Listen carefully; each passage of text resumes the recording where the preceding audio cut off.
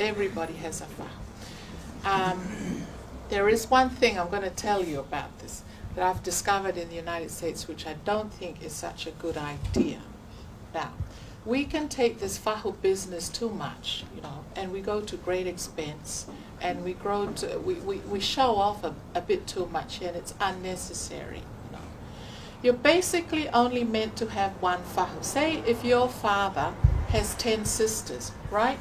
You don't have to provide 10 different tiers, cakes, kolos, all that.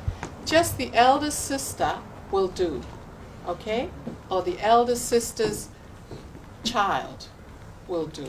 We don't have to provide 10 of everything if your fathers have 10 sisters.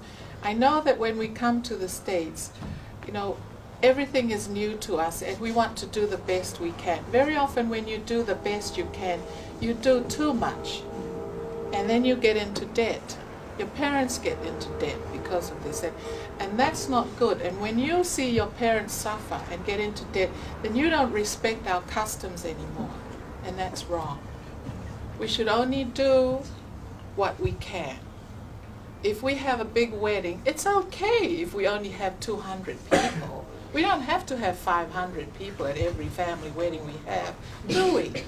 So you go tell your parents that I told you. And if they want to know more about our culture, they can come and ask me.